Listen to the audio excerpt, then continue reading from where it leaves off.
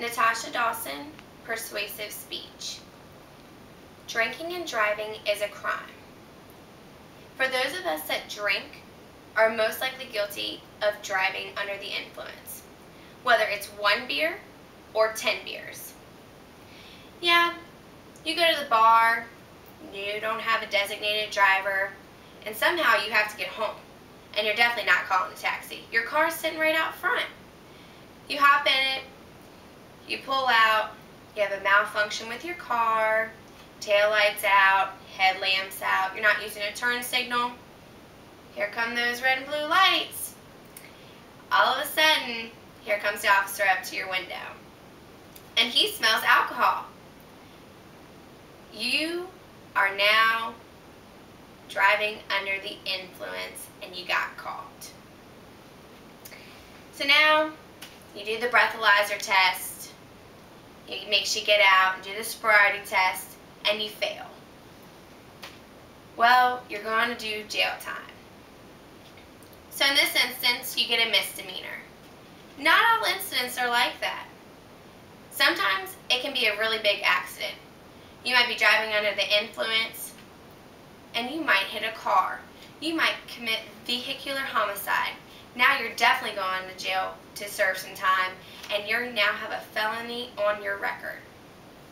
Felony permits you from not voting, not being able to purchase guns, and can screw your future up for getting many different jobs. The consequences of getting a DUI is your license suspended for a year. If you have a CDL, such as, you're a truck driver, you may drive a school bus for the county schools, your CDLs are taken away for a year as well. That's your job. Law enforcement are trying to crack down on drunk driving, and hundreds of new DUI laws have been passed nationwide since 1980. All states have adopted the 21 as a legal drinking age. 2/3 of the states have now passed administrative license revocation laws, which allow the arresting officers to take the license of drivers who fail to refuse to take a breath test. The blood alcohol concentration limit lowered from 0.10 to 0.08% for adults, and all states have passed zero tolerance laws which prohibit drivers under 21 from having any measurable amount of alcohol in their blood system. Penalties have increased for drinking and driving, especially for repeat DUI offenders. Many state legislators have passed laws requiring mandatory jail time for repeat or DUI convictions. Fines have gotten larger, length of license suspensions has gotten longer, and getting a hardship license to go back and forth to work is getting more difficult. In some instances, when you get a DUI, there's many different things that you have to do after being convicted. You have to go to court, so you have to pay court fees. Sometimes you have to get a lawyer, so you have to pay lawyer fees. This is all out of your pocket. You also have to serve jail time.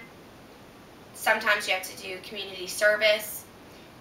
Depending on your BAC, your blood alcohol concentration limit, you might have to do between 6, maybe 12 weeks of Alcohol Anonymous, and even after that, the instructor of that class can make you stay longer than what the time limit was.